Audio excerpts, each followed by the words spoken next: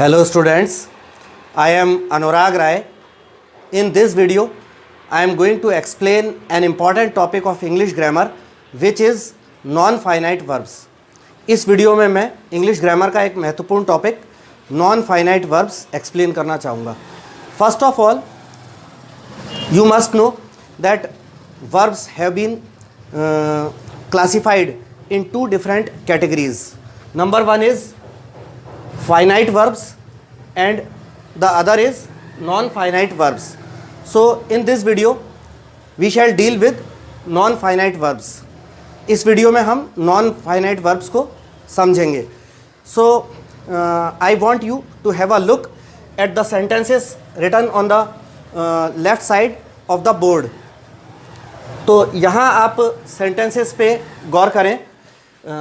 थोड़ा सा जूम करके यदि फर्स्ट सेंटेंस मैंने लिखा है ही वॉन्ट्स टू प्ले, तो सेंटेंस को गौर करके आप देखिए ही वॉन्ट्स टू प्ले में मैंने वॉन्ट्स को अंडरलाइन किया है और साथ ही टू प्ले को भी अंडरलाइन किया है. ही वॉन्ट्स टू प्ले मतलब वह खेलना चाहता है. सेकेंड सेंटेंस को गौर कीजिए, वी वॉन्ट टू प्ले, हम खेलना चाहते हैं. तो यहाँ पे आप गौर कीजिएगा कि दोनों sentence number 1 and 2 present indefinite tense के सेंटेंसेस हैं और प्रेजेंट इंडेफिनेट में सब्जेक्ट के बदलने से वॉन्ट वर्ब दोनों जगह बदल रही है. जैसे प्रेजेंट इंडेफिनेट में ही के साथ वर्ब में एस लगता है तो ही वॉन्ट्स है, ही वॉन्ट्स टू प्ले, वह खेलना चाहता है. यहाँ पर अगर हमने सब्जेक्ट बदला वी तो we want to play, want में एस नहीं लगाए, हम खेलना चाहते हैं. लेकिन आप गौर करेंगे टू प्ले और टू प्ले फर्स्ट और सेकंड दोनों सेंटेंसेस में एक जैसा है, तो टू प्ले नहीं बदला. इसी प्रकार तो ये जो टू प्ले है ये हमारा नॉन फाइनाइट वर्ब का उदाहरण है और वॉन्ट्स और सेकंड सेंटेंस में वांट जो है वो फाइनाइट वर्ब का उदाहरण है. मतलब फाइनाइट वर्ब वो वर्ब होती हैं जो फाइनाइट का अर्थ होता है सीमित, तो फाइनाइट वर्ब्स वे वर्ब्स होती हैं जो अपने सब्जेक्ट के पर्सन और नंबर के आधार पर बदलती हैं या फिर टेंस के आधार पर बदलती हैं. तो वो वर्ब्स, ये वर्ब्स का दायरा एक सीमित दायरा होता है, इसलिए इनको फाइनाइट वर्ब्स कहते हैं. तो उदाहरण नंबर 1 और 2 में वॉन्ट्स और वॉन्ट ये फाइनाइट वर्ब के एग्जाम्पल हैं. और टू प्ले आपने देखा कि सब्जेक्ट के बदलने से सिंगुलर सब्जेक्ट, फर्स्ट सेंटेंस में ही सिंगुलर सब्जेक्ट है, सेकंड सेंटेंस में वी प्लूरल सब्जेक्ट है. तो सब्जेक्ट के बदलने से वॉन्ट और वॉन्ट्स तो बदले हैं, वॉन्ट्स जो है वो वॉन्ट हो गया है, लेकिन टू प्ले दोनों में एक जैसा है. तो ये नॉन फाइनाइट वर्ब का एग्जाम्पल है. नॉन फाइनाइट वर्ब वे वर्ब्स होती हैं जो सब्जेक्ट के नंबर और पर्सन के आधार पर नहीं बदलती या जिन पर टेंस का भी कोई असर नहीं होता. इसी तरह आप एग्जाम्पल नंबर 3 में देखें, ही वॉन्टेड टू प्ले, वह खेलना चाहता है.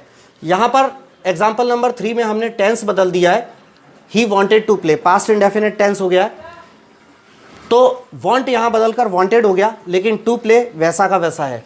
इसी तरह एग्जाम्पल नंबर 4 और 5 में देखें अगर, तो हमने लिखा है एग्जाम्पल नंबर 4 में talking on phone she cooks food, phone पर बात करते करते वह खाना बनाती है. तो यहाँ पर टॉकिंग और 5th वाला एग्जाम्पल है talking on phone she cooked food. तो यदि आप एग्जाम्पल नंबर 4 और 5 को गौर से देखेंगे तो example number 4 present indefinite tense में शी कुक्स फूड और एग्जाम्पल नंबर 5 जो है वो पास्ट इंडेफिनिट टेंस में शी कुक्ड फूड, यानी उसने खाना बनाया. यहाँ है वह खाना बनाती है. तो कुक्स और कुक्ड ये फाइनाइट वर्ब के उदाहरण है, क्योंकि प्रेजेंट इंडेफिनिट टेंस होने पर शी के साथ कुक्स आया और टेंस बदल देने पर शी के साथ कुक्ड आया. तो यहाँ पर वर्ब बदल रही है टेंस के बदलने पर, इसलिए ये कुक्स और कुक्ड फाइनाइट वर्ब के उदाहरण है.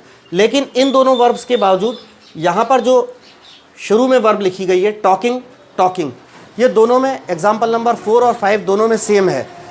तो ये टेंस के बदलने पर टॉकिंग नहीं बदली। तो टॉकिंग जो है एग्जाम्पल नंबर 4 में और 5 में ये नॉन फाइनाइट वर्ब का उदाहरण है। इसका अर्थ है फ़ोन पर बात करते हुए वह खाना बनाती है। ठीक है। एग्जाम्पल नंबर 5 का अर्थ क्या होगा? Talking on phone she cooked food. Phone पर बात करते करते उसने खाना बनाया। तो एक में प्रेजेंट इंडेफिनिट टेंस है, एक में पास्ट इंडेफिनिट टेंस है। तो कुक्स और कुक्ड अलग अलग है, ये फाइनाइट वर्ब्स के उदाहरण है। और टॉकिंग दोनों में सेम है, ये नॉन फाइनाइट वर्ब का उदाहरण है। इसी तरह आप एग्जाम्पल नंबर 6 पर गौर कीजिए। शी लाइक्स ईटिंग आइसक्रीम, मतलब वह आइसक्रीम खाना पसंद करती है। तो शी के साथ लाइक्स है। एग्जाम्पल नंबर 7 में देखिए, आई लाइक ईटिंग आइसक्रीम, मैं आइसक्रीम खाना पसंद करता हूँ या मुझे आइसक्रीम खाना पसंद है। तो आई के साथ लाइक है, जबकि शी के साथ लाइक में एस लगा है। तो लाइक और लाइक्स ये दोनों फाइनाइट वर्ब की उदाहरण है। और ईटिंग दोनों में सेम है, ईटिंग नहीं बदला, तो ये ईटिंग जो है नॉन फाइनाइट वर्ब का उदाहरण है। इसी तरह अब हमने एग्जाम्पल नंबर 8 में टेंस बदल दिया है। शी लाइक्ड ईटिंग आइसक्रीम, मतलब वह आइसक्रीम खाना पसंद करती थी या उसे आइसक्रीम खाना पसंद थी। तो यहाँ पर एग्जाम्पल नंबर 6 में लाइक्स हुआ, 7 में लाइक था, 8 में लाइक्ड हो गया, लेकिन 6, 7, 8 में ईटिंग एक जैसा रहा। तो ईटिंग जो है वो नॉन फाइनाइट वर्ब का उदाहरण है। इसका मतलब है कि नॉन फाइनाइट वर्ब वो वर्ब है जो टेंस के बदल जाने पर या फिर सब्जेक्ट के नंबर या पर्सन के बदल जाने पर बदलती नहीं है। तो अब now have a look at the right side of the board. I have written the topic non finite verbs types. Non finite verbs लिखा है। तो नॉन फाइनाइट वर्ब्स कितने टाइप्स का होता है यहाँ पर लिखे गए हैं, मेंशन किए गए हैं। फर्स्ट होता है इन्फिनेटिव, सेकंड जो है जीरंड, और थर्ड जो है वो पार्टिसिपल होता है। तो चूँकि वीडियो ज़्यादा लंबा हो जाएगा, इसलिए इस वीडियो में we shall deal only with infinitive. हम इस वीडियो में सिर्फ इन्फिनेटिव को समझेंगे। नेक्स्ट वीडियोज़ में मैं जीरंड और पार्टिसिपल को एक्सप्लेन करूँगा। अभी हम सिर्फ इन्फिनेटिव को समझते हैं। तो आप स्टूडेंट्स याद रखिएगा, the infinitive is the base of a verb. ठीक है, often followed by two. Infinitive जो है वो किसी वर्ब का बेस होता है। और इन्फिनेटिव ये होते हैं, जैसा कि आप देख सकते हैं, टू प्लस वर्ब की फर्स्ट फॉर्म या फिर ओनली वर्ब की फर्स्ट फॉर्म। इन्फिनेटिव जो है अक्सर टू के साथ आता है। टू के साथ वर्ब की फर्स्ट फॉर्म जो होती है इन्फिनेटिव होती है, मगर कभी कभी कुछ सर्टेन कंडीशंस लागू होती हैं जब इन्फिनेटिव अकेला वर्ब की फर्स्ट फॉर्म के रूप में आता है। मतलब इन्फिनेटिव विदाउट टू, जिसको हम बेयर इन्फिनेटिव भी कहते हैं। जब इन्फिनेटिव, ये मैं यहाँ पॉइंट किए हुआ हूँ हाथ से, कि जब इन्फिनेटिव बिना टू के आता है तो वो बेयर इन्फिनेटिव कहलाता है। Now students try to understand the uses of infinitive.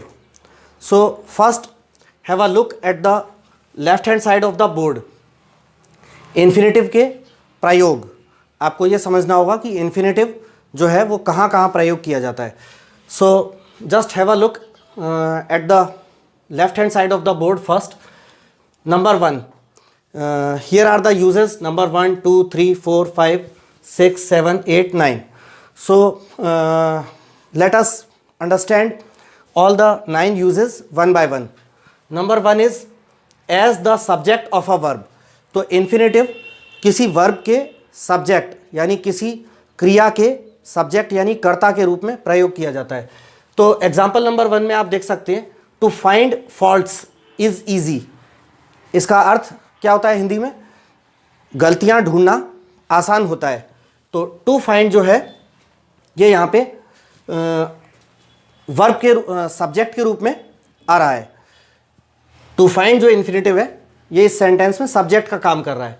ऐसे ही सेकंड है, टू अर्र इज़ ह्यूमन, मतलब इसका हिंदी अर्थ होता है कि गलतियाँ करना इंसान का काम होता है या गलतियाँ इंसान से होती हैं।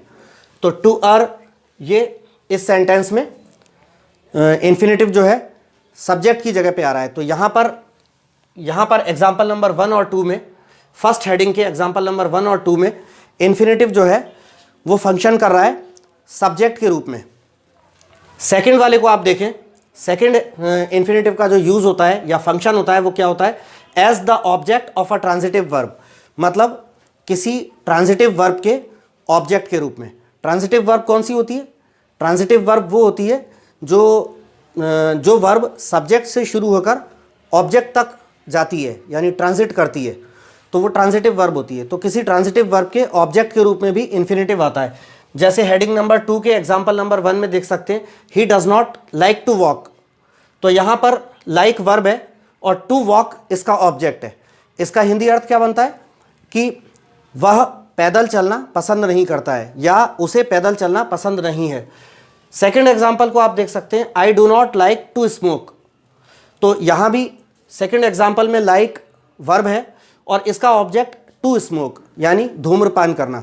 तो sentence I do not like to smoke, इसका हिंदी अर्थ क्या बनता है, मुझे धूम्रपान करना पसंद नहीं है या मैं धूम्रपान करना पसंद नहीं करता। तो आई डू नॉट लाइक, मैं पसंद नहीं करता, क्या पसंद नहीं करता, टू स्मोक, धूम्रपान करना। तो ये जो टू स्मोक इस सेकंड नंबर एग्जाम्पल में आया है, ये लाइक वर्ब का ऑब्जेक्ट है। तो आप देख सकते हैं कि इन्फिनेटिव जो है वो किसी वर्ब के, ट्रांजिटिव वर्ब के ऑब्जेक्ट के रूप में भी फंक्शन करता है। अब थर्ड वाले यूज़ पर आइए इन्फिनेटिव के।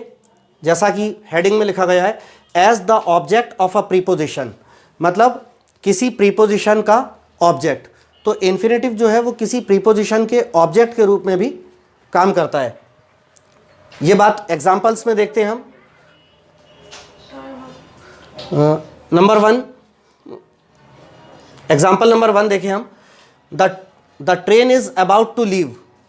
The train is about to leave का मतलब है कि ट्रेन छूटने वाली है, ठीक है। तो I do not like to smoke, मतलब मैं धूम्रपान करना पसंद नहीं करता या मुझे धूम्रपान करना पसंद नहीं है।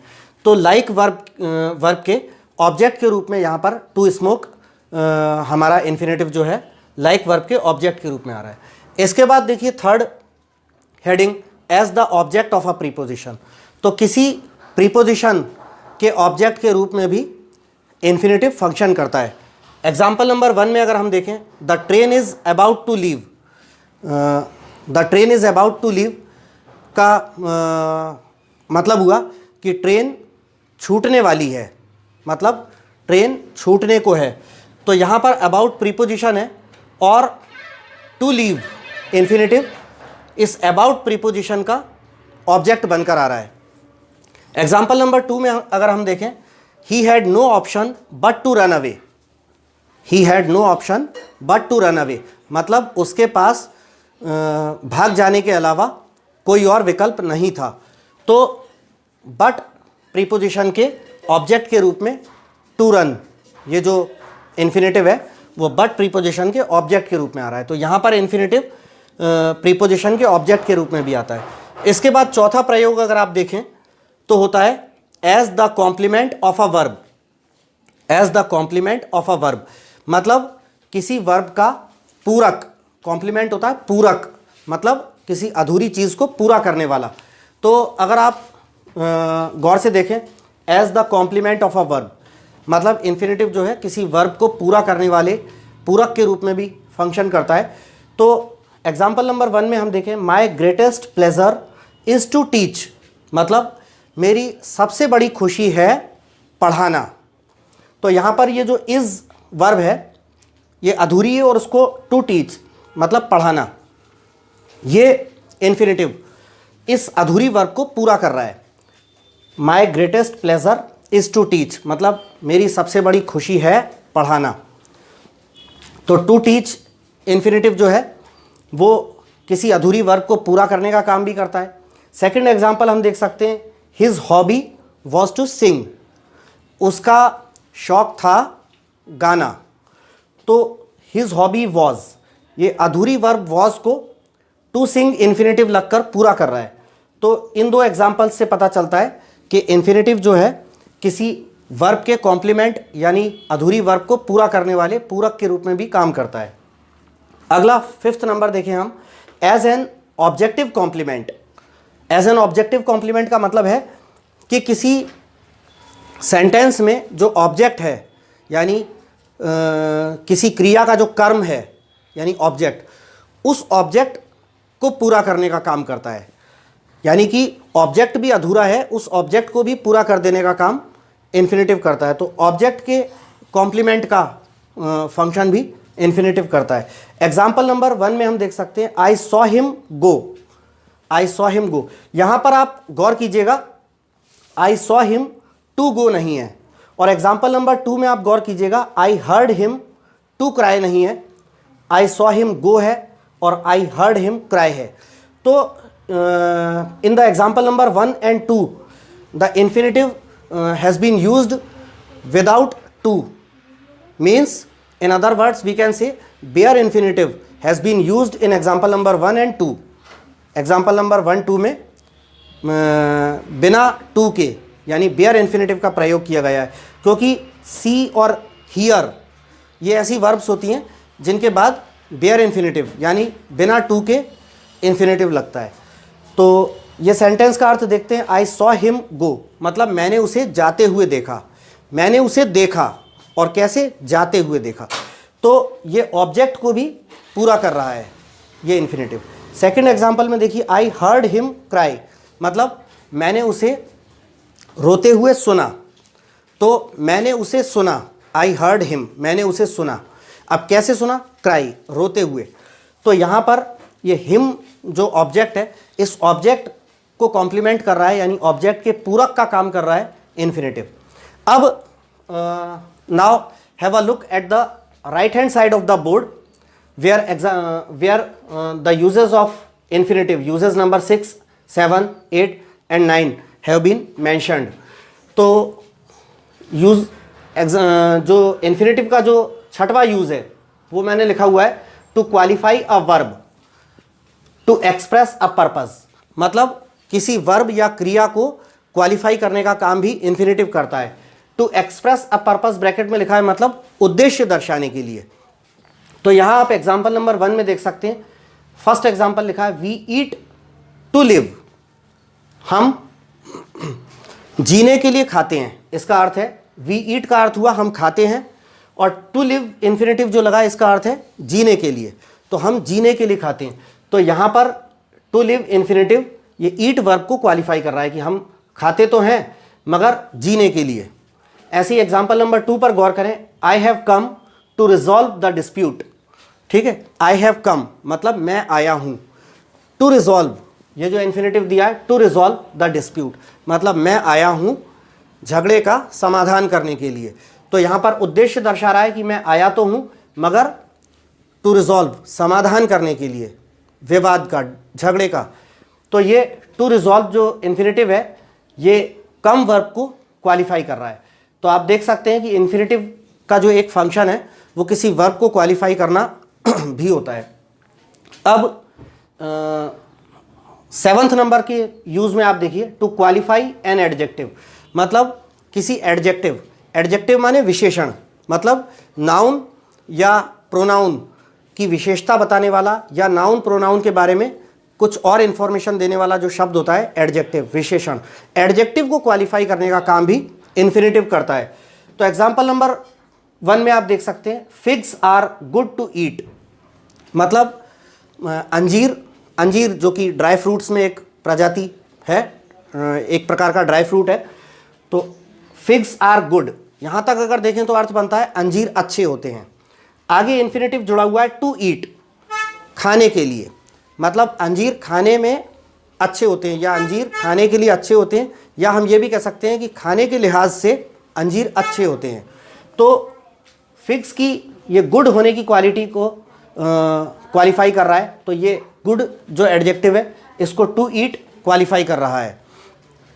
एग्जाम्पल नंबर 2 में आप देखें, this medicine is very unpleasant to take मतलब यह दवा खाने के लिहाज से बहुत ही असुखद है, मतलब यह दवा खाने में या खाने के लिए बहुत ही असुखद है। तो ये अनप्लीजेंट जो एडजेक्टिव है उसको ये जो इन्फिनेटिव है टू टेक ये क्वालिफाई कर रहा है।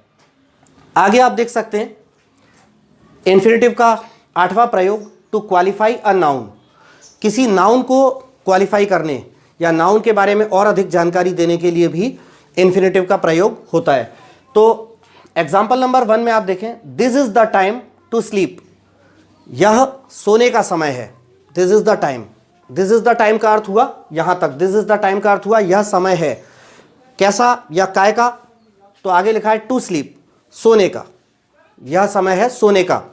तो टू स्लीप जो इन्फिनेटिव है वो इस वर्ब टाइम को क्वालिफाई कर रहा है या टाइम के बारे में और अधिक जानकारी दे रहा है कि टाइम तो है मगर कैसा है, सोने का है।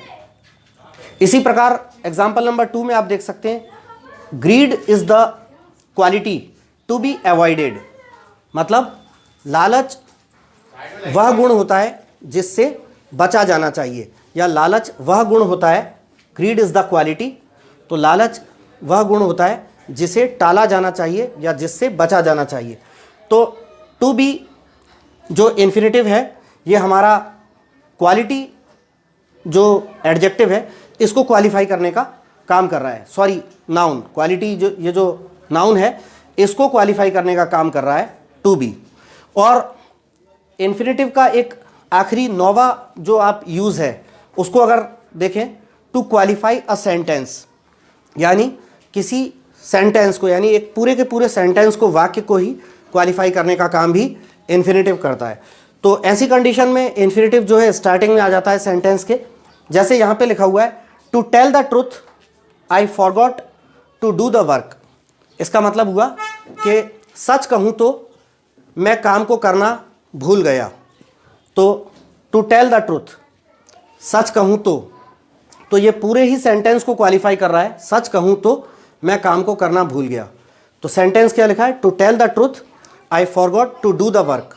अब एग्जाम्पल नंबर 2 पे अगर आप गौर से देखें, to be frank I don't like him, मतलब खुलकर कहूँ तो मैं उसे पसंद नहीं करता। तो टू बी फ्रैंक, ये टू बी जो है ये हमारे पूरे सेंटेंस को क्वालिफाई कर रहा है। तो इस वीडियो में मैं यहीं तक एक्सप्लेन मैंने जो किया हुआ है, इससे आगे के वीडियोस में, अभी इन्फिनेटिव का टॉपिक बड़ा है, लंबा है, तो इससे आगे का पार्ट जो है वो मैं अपने नेक्स्ट वीडियो में कंटिन्यू करूँगा। So students, if you like my video please subscribe my channel Anurag Rai English tutor. Thanks. Hello students, I am Anurag Rai.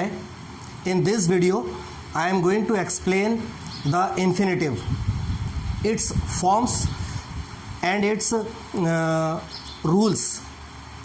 Students, in my previous video, I have already explained the uses of the infinitive. In this video, we shall deal with the forms and some important rules of the infinitive. तो इस video में हम infinitive की forms यानी infinitive के अलग अलग रूप और इन्फिनेटिव के से संबंधित कुछ महत्वपूर्ण नियम जो हैं वो इस वीडियो में मैं आपको समझाने जा रहा हूँ। तो जैसा कि आप देख सकते हैं बोर्ड पर हेडिंग लिखी है मैंने इन्फिनेटिव, ब्रैकेट में लिखा है फॉर्म्स, यानी कि इन्फिनेटिव के अलग अलग रूप या अवस्थाएं। तो स्टूडेंट्स, आपको ये पता होना चाहिए, you must know the fact that the infinitive has 6 different forms. 4 forms are there in active voice and 2 forms are there in passive voice. तो infinitive जो है उसकी 6 अवस्थाएं होती हैं, 6 रूप होते हैं। तो 4 रूप infinitive के active voice में होते हैं और 2 रूप passive voice में होते हैं। So let me explain the forms one by one. First वाला, जैसे कि आप जूम पर थोड़ा जूम करके देख सकते हैं, यहाँ पर मैंने लेफ़्ट साइड के जो कॉलम में ऊपर एक्टिव लिखा है और राइट साइड वाले कॉलम में ऊपर पैसिव लिखा है। तो इधर लेफ़्ट हैंड साइड पर इन्फिनेटिव के जो रूप है वो हम एक्टिव वॉइस में देख रहे हैं और यहाँ राइट हैंड साइड पर जो इन्फिनेटिव के रूप हैं वो पैसिव वॉइस में देख रहे हैं। तो सबसे पहला इन्फिनेटिव का रूप आता है सिंपल इन्फिनेटिव। सिंपल इन्फिनेटिव जो होता है, आप जैसे कि देख सकते हैं कि एरो का निशान लगा है, 2 प्लस वर्ब की फर्स्ट फॉर्म होता है। तो सिंपल इन्फिनेटिव 2 प्लस वर्ब की फर्स्ट फॉर्म होता है एक्टिव में, और यही पैसिव में जाके हो जाता है 2 बी प्लस वर्ब की थर्ड फॉर्म। तो हम एग्जांपल्स देखते हैं। फर्स्ट एग्जाम्पल है I am to do my work, मतलब इसका अर्थ होता है मुझे मेरा काम करना है। टू डू को अंडरलाइन किया है, ये सिंपल इन्फिनेटिव है, मुझे मेरा काम करना है। इसी को यदि पैसिव में कन्वर्ट करें तो हो जाएगा my work is to be done by me. तो सिंपल इन्फिनेटिव जो होता है वो टू प्लस वर्ब की फर्स्ट फॉर्म होता है, और इसका पैसिव रूप जो होता है वो आप देख सकते हैं टू बी प्लस वर्ब की थर्ड फॉर्म होता है। तो इसीलिए जो सेंटेंस फर्स्ट था I am to do my work, मुझे मेरा काम करना है, इसका पैसिव कैसे बनेगा? The work is to be done by me, मतलब मेरा काम मेरे द्वारा किया जाना है। सेकेंड एग्जाम्पल है he is to answer two questions. To answer infinitive है, सिंपल इन्फिनेटिव है। इसका अर्थ हिंदी में बनता है कि उसे दो प्रश्नों के उत्तर देने हैं। अब इसी सेंटेंस को यदि आप पैसिव में कन्वर्ट करें तो क्या होता है? Two questions are to be answered by him. तो टू बी आंसर्ड जो है ये सिंपल इन्फिनेटिव का पैसिव रूप है, तो इसका हिंदी बनता है कि दो प्रश्नों का उसके द्वारा उत्तर दिया जाना है। इसके बाद सेकंड आता है पैसिव का इन्फिनेटिव का सेकंड रूप जो है एक्टिव वॉइस में, वो होता है कंटिन्यूअस इन्फिनेटिव। कंटिन्यूअस इन्फिनेटिव, तो कंटिन्यूअस इन्फिनेटिव क्या होता है? जैसा कि आप बोर्ड पे देख सकते हैं टू बी प्लस वर्ब में आईएनजी, ये इन्फिनेटिव का कंटिन्यूअस रूप होता है। इसका पैसिव चलन में नहीं है, इसका पैसिव नहीं बनाया जाता। तो इसके एक्टिव वॉइस में हम देखते हैं, सेंटेंस मैंने लिखा है the bull seems to be coming towards you. The bull seems to be coming towards you, मतलब इसका हिंदी क्या होता है कि सांड तुम्हारी ओर आ रहा प्रतीत होता है, मतलब तुम्हारी ओर आ रहा प्रतीत होता है। सेकेंड एग्जाम्पल अगर आप देखें तो this medicine doesn't seem to be doing me any good. To be doing ये अंडरलाइन किया है, ये इन्फिनेटिव का कंटिन्यूअस वाला रूप है। तो सेंटेंस है this medicine doesn't seem to be doing me any good, मतलब क्या होता है इसका हिंदी कि यह दवा मुझे कोई फ़ायदा कर रही होती प्रतीत नहीं होती। इसके बाद आते हैं अपन इन्फिनेटिव के थर्ड रूप जो कि परफेक्ट इन्फिनेटिव कहलाता है, और बोर्ड पे आप देख सकते हैं परफेक्ट इन्फिनेटिव होता है टू हैव प्लस वर्ब की थर्ड फॉर्म, ये परफेक्ट इन्फिनेटिव होता है। तो इसका फर्स्ट एग्जाम्पल और पैसिव में आप देख सकते हैं टू हैव प्लस वर्ब की थर्ड फॉर्म है। पैसिव का रूप हो जाता है to have been plus verb की थर्ड फॉर्म। तो फर्स्ट एग्जाम्पल आप देख सकते हैं he pretended to have forgotten the loan. तो इसको अंडरलाइन किया है to have forgotten, he pretended to have forgotten the loan. इसका हिंदी क्या बनता है कि उसने लोन को यानी ऋण को भूल चुका होने का नाटक किया। और इसी का यदि पैसिव बनाए तो क्या होता है? The loan was pretended to have been forgotten by him. तो टू हैव बीन के साथ वर्ब की थर्ड फॉर्म, ये फॉरगॉटन तक मुझे ले लेना चाहिए। टू हैव बीन फॉरगॉटन ये हमारा परफेक्ट इन्फिनेटिव का पैसिव वॉइस है। The loan was pretended to have been forgotten by him, तो इसका हिंदी अर्थ क्या बनता है कि ऋण को उसके द्वारा भुला दिया जा चुके होने का नाटक किया गया। अब सेकंड एग्जाम्पल है he seems to have lost the game. तो टू हैव लॉस्ट को अंडरलाइन किया है। इस सेंटेंस का हिंदी क्या होता है? He seems to have lost the game, वह खेल हार चुका होना प्रतीत होता है, यानी उसके द्वारा खेल हार चुका होना, गेम को हार चुका होना प्रतीत होता है। तो इसका पैसिव अगर हम करें तो ये स्पेलिंग थोड़ी सी गलत लिख गई, द गेम। तो इसका पैसिव वॉइस हम देखें the game is seemed to have been lost by him.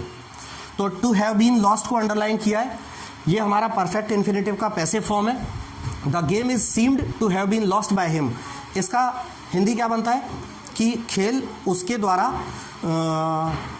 हरा दिया गया होने या हार चुका होने ऐसा प्रतीत होता है कि खेल उसके द्वारा हार दिया गया है। इसके बाद आता है हमारा चौथा वाला रूप, जैसा कि आप बोर्ड पे देख सकते हैं, परफेक्ट कंटिन्यूअस इन्फिनेटिव। इन्फिनेटिव का ये चौथा रूप है, परफेक्ट कंटिन्यूअस इन्फिनेटिव। तो ये आप देख सकते हैं, to have been plus verb में आईएनजी, ये हमारा परफेक्ट कंटिन्यूअस इन्फिनेटिव बनता है। तो एक और बात आप याद रखिएगा, ये भी सिर्फ पैसिव में इसका रूप होता है। इसका रूप मैं अपने शब्द परफेक्ट कंटिन्यूअस इन्फिनेटिव जो है ये सिर्फ एक्टिव में ही होता है, और आप ध्यान रखिएगा कि इसका पैसिव रूप नहीं होता है। तो इसके एग्जांपल्स को हम देखें। फर्स्ट एग्जांपल, जैसे कि यहाँ नीचे की साइड लेफ्ट हैंड साइड पे देख सकते हैं, he seems to have been deceiving you for many days.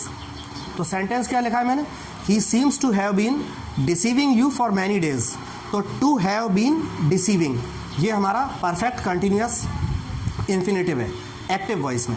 इसका अर्थ क्या बनता है कि वह तुम्हें धोखा देता चला आ रहा प्रतीत होता है, यानी ऐसा प्रतीत होता है कि वह तुम्हें कई दिनों से धोखा देता चला आ रहा है।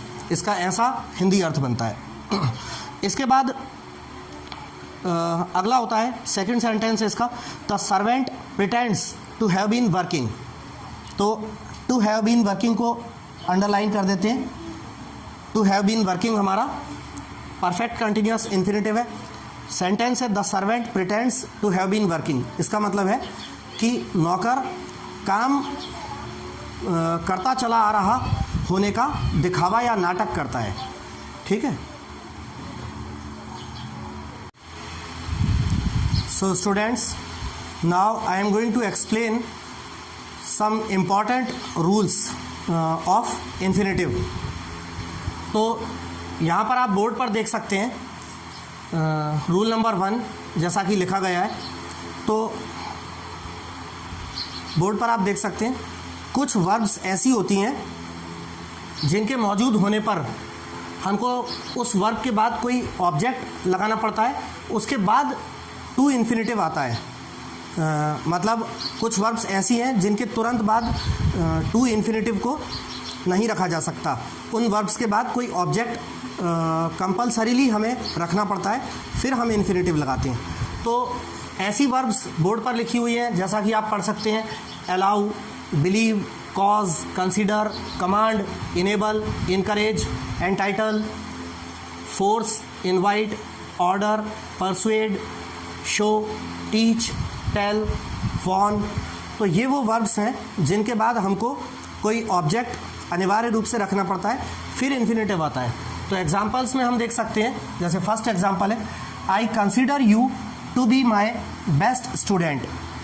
तो एग्जाम्पल क्या लिखा है मैंने, I consider you to be my best student. इसकी हिंदी होती है, मैं तुम्हें अपना सबसे अच्छा छात्र समझता हूँ, या मैं तुम्हें अपना सबसे अच्छा छात्र मानता हूँ। तो यहाँ आप देख सकते हैं कंसीडर को अंडरलाइन करके एक नीचे की तरफ एरो बनाया हुआ है। ये कंसीडर जो है वर्ब है, कंसीडर के बाद यू, चूँकि वर्ब जिस पर की जाती है वो ऑब्जेक्ट होता है, तो ये यू ऑब्जेक्ट है, और इसके बाद टू बी इन्फिनेटिव आया है। तो आप देख सकते हैं कि कंसीडर ये उन वर्ब्स में से है जिसके बाद हमें ऑब्जेक्ट रखना पड़ता है, फिर इन्फिनेटिव आता है। सेकेंड एग्जाम्पल है, the police warned him to stop firing. The police warned him to stop firing. इसका हिंदी क्या होता है, पुलिस ने उसे फायरिंग रोकने की चेतावनी दी। तो वार्नड जो है ये हमारा वर्ब है, इसके बाद हिम ऑब्जेक्ट आया है, तो ऑब्जेक्ट रखने के बाद फिर हमने टू स्टॉप इन्फिनेटिव रखा है। तो ये वो वर्ब्स हैं आप देख सकते हैं जिनके बाद ऑब्जेक्ट रखना पड़ता है, फिर इन्फिनेटिव आता है। मतलब इन वर्ब्स के बाद इन वर्ब्स के तुरंत बाद इन्फिनेटिव नहीं रखा जाता, इनके बाद कोई ऑब्जेक्ट आता है तब इन्फिनेटिव रखते हैं हम। Now come to the rule number 2। आप देख सकते हैं बोर्ड पे लिखा है, verb plus no object plus to infinitive. मतलब कुछ वर्ब्स ऐसी होती हैं जिनके बाद कोई ऑब्जेक्ट नहीं रखा जाता, उनके तुरंत बाद सीधे इन्फिनेटिव रखा जाता है। ऐसी वर्ब्स निम्नलिखित हैं, agree, consent, decide, fail, hope, pretend, refuse, start, threaten, volunteer. तो ये वो वर्ब्स हैं जिनके तुरंत बाद इन्फिनेटिव रखा जाता है। जैसे एग्जांपल में आप देख सकते हैं number 1, the money lender refused to accept a cheque. Sentence क्या लिखा मैंने, the money lender refused to accept a cheque. इसका हिंदी क्या होता है कि साहूकार ने, मनी लेंडर मतलब साहूकार या ब्याज पे पैसा देने वाला, साहूकार ने चेक लेने से इनकार कर दिया। तो रिफ्यूज़ वो वर्ब है और इसके तुरंत बाद इन्फिनेटिव आया है। तो ये वो वर्ब्स हैं जिनके तुरंत बाद इन्फिनेटिव आ जाता है। सेकेंड एग्जाम्पल आप देख सकते हैं, he decided to quit the game. He decided to quit the game मतलब उसने खेल को छोड़ देने का तय किया। तो ये वो वर्ब्स हैं, डिसाइड के भी तुरंत बाद हमारा इन्फिनेटिव आ रहा है। Now come to the rule number 3।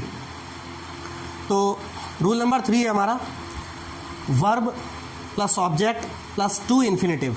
और यहाँ आप देख सकते हैं वर्ब प्लस टू इन्फिनेटिव मतलब कुछ वर्ब्स ऐसी होती हैं जिनके बाद कोई ऑब्जेक्ट रखा जा सकता है, फिर इन्फिनेटिव रखते हैं, और या फिर उन वर्ब्स के बाद ऑब्जेक्ट नहीं भी रखा जा सकता, फिर इन्फिनेटिव रख सकते हैं। दूसरे शब्दों में कहूँ, कुछ वर्ब्स ऐसी हैं जिनके बाद हम चाहें तो ऑब्जेक्ट को रख भी सकते हैं या नहीं भी रख सकते, और फिर इन्फिनेटिव आता है। तो ऐसी वर्ब्स ये बोर्ड पर लिखी हुई हैं, जैसा कि आप देख सकते हैं, hate, help, like, love, need, prefer, want, wish. तो ये वो वर्ब्स हैं जिनके बाद ऑब्जेक्ट रखा जा सकता है और नहीं भी रखा जा सकता, और उसके बाद इन्फिनेटिव आता है। तो एग्जांपल्स में हमने दो अलग अलग टाइप के एग्जांपल्स दिए हैं। एक लेफ्ट हैंड साइड पर ऐसे दिए हैं जहाँ पर उन वर्ब्स के बाद हमने सीधा इन्फिनेटिव रखा है, और राइट हैंड साइड पे वो उन्हीं के एग्जांपल्स ऐसे दिए हैं जिनके वर्ब के बाद हमने ऑब्जेक्ट रखा है। तो यहाँ पर आप फर्स्ट नंबर में देख सकते हैं, I want to drive the car.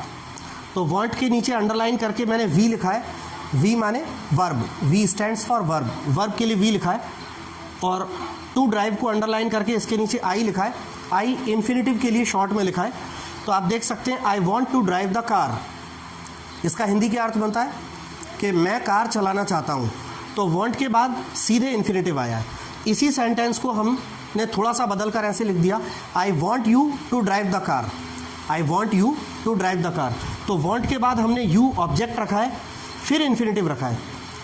इसका हिंदी क्या बनता है, इसका हिंदी अर्थ होता है मैं चाहता हूँ कि तुम कार चलाओ। ठीक है, इसमें तो अर्थ बनता है कि मैं कार चलाना चाहता हूँ, I want to drive the car में, और I want you to drive the car में अर्थ बनता है कि मैं चाहता हूँ कि तुम कार चलाओ। सेकेंड एग्जाम्पल आप देख सकते हैं, I need to complete this report. तो नीड वर्ब है, इसके तुरंत बाद टू कंप्लीट इन्फिनेटिव रखा गया है। I need to complete this report मतलब मुझे इस रिपोर्ट को तैयार करने या मुझे इस रिपोर्ट को पूरा करने की आवश्यकता है। इसी के साथ हमने राइट हैंड साइड पे लिखा है, I need him to complete this report.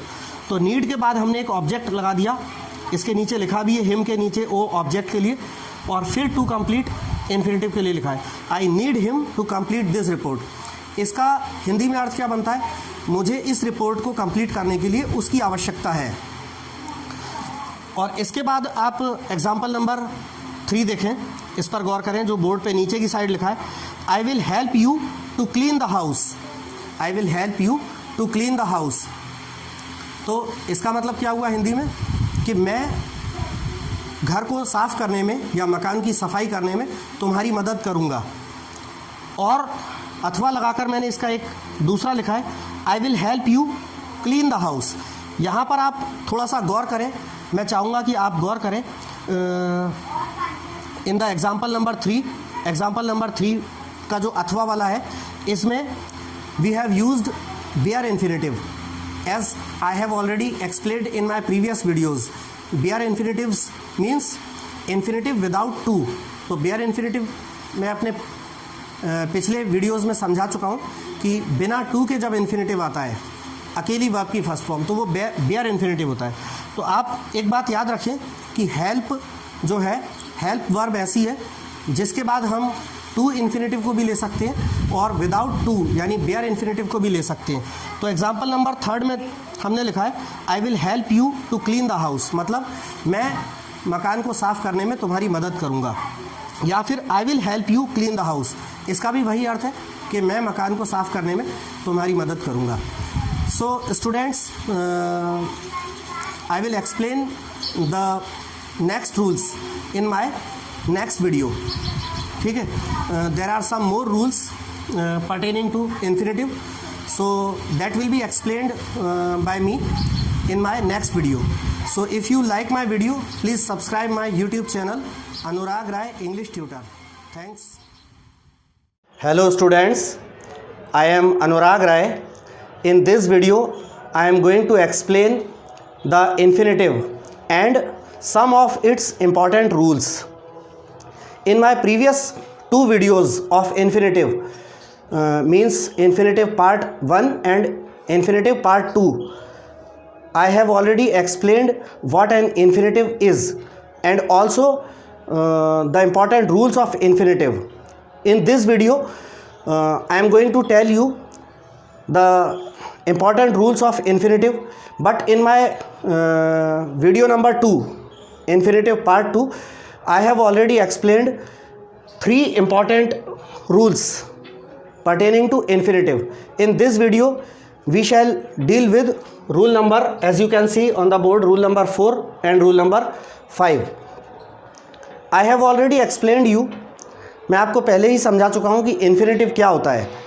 An infinitive is the base form of a verb, means the first form of a verb is called infinitive, with or without the preposition to, मतलब preposition to के साथ या preposition to के बिना जब verb की first form आती है, मतलब टू प्लस वर्ब की फर्स्ट फॉर्म, ये इन्फिनेटिव कहलाता है। या फिर कभी कभी अकेले वर्ब की फर्स्ट फॉर्म आती है जिसके साथ टू नहीं होता, जिसे मैं अपने प्रीवियस वीडियो में पहले ही बता चुका हूँ कि जब टू के साथ वर्ब की फर्स्ट फॉर्म आती है तो उसे हम इन्फिनेटिव कहते हैं, और जब बिना टू के अकेली वर्ब की फर्स्ट फॉर्म आती है तो उसे बेयर इन्फिनेटिव कहते हैं। ये मैं अपने प्रीवियस वीडियो में आपको पहले ही समझा चुका हूँ।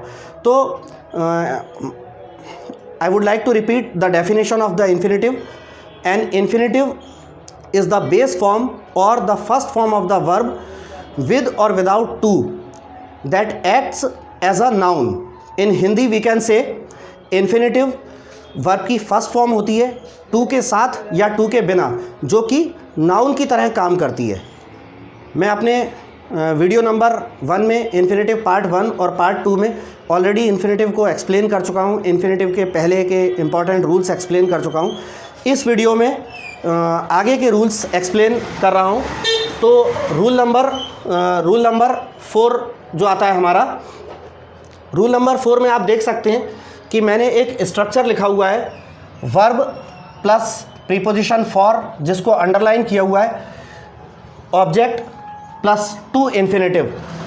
तो ये हमारा क्या रूल है कि कुछ वर्ब्स ऐसी होती हैं जिनके तुरंत बाद ऑब्जेक्ट नहीं आता। कुछ वर्ब्स ऐसी हैं जिनके बाद जो ऑब्जेक्ट होता है उस ऑब्जेक्ट से पहले हमको प्रीपोजिशन फॉर लगाना पड़ता है।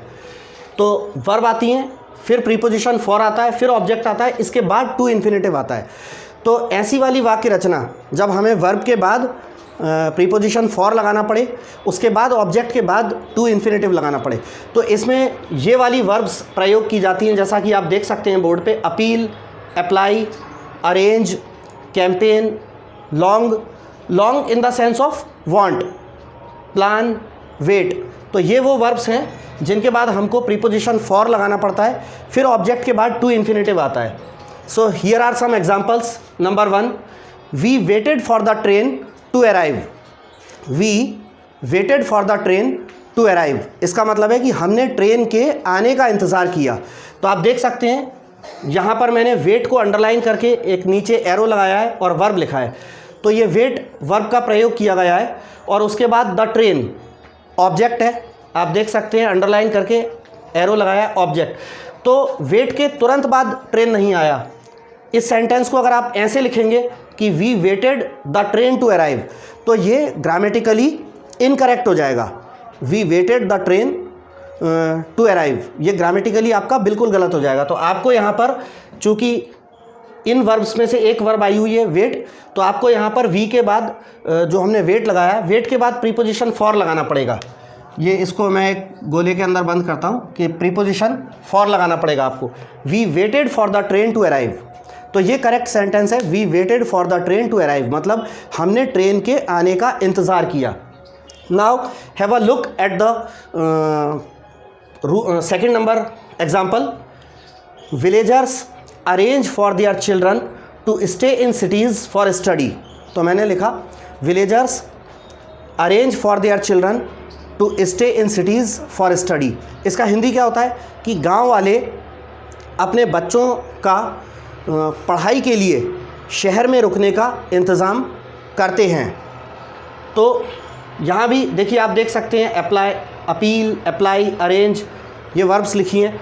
तो यहाँ पर मैंने अरेंज वर्ब को एग्जाम्पल नंबर 2 में लिया है। तो अरेंज के बाद ये देयर चिल्ड्रन, ये हमारा ऑब्जेक्ट है। तो ऑब्जेक्ट से पहले फॉर प्रीपोजिशन हमको कंपल्सरीली लगाना पड़ेगी। तो villagers arrange for their children to stay in cities for study. तो इसका मतलब क्या हुआ, गांव वाले अपने बच्चों का शहर में रुकने का इंतज़ाम करते हैं पढ़ने के लिए। अब यहाँ पर एक नोट आपको देखना पड़ेगा, एक नोट विशेष बात डालिए कि अप्लाई और कैंपेन, अप्लाई और कैंपेन ऐसी वर्ब्स हैं जिनके बाद इन्फिनेटिव जो है यूजुअली पैसिव फॉर्म में चला जाता है। In my previous video I have already explained the passive forms of infinitive. Infinitive के पैसिव फॉर्म्स को मैं अपने पहले की वीडियो में समझा चुका हूँ। तो जैसे कि टू इन्फिनेटिव, ये सिंपल इन्फिनेटिव होता है, इसका passive form to be plus verb की थर्ड फॉर्म में अपने प्रीवियस वीडियो में समझा चुका हूँ। तो अप्लाई और कैंपेन के बाद टू इन्फिनेटिव जो है वो उसके पैसिव फॉर्म में चला जाता है, यानी टू बी प्लस वर्ब की थर्ड फॉर्म हो जाता है। इसको हम एग्जाम्पल नंबर 3 में देख सकते हैं। The lawyer applied for the hearing to be postponed.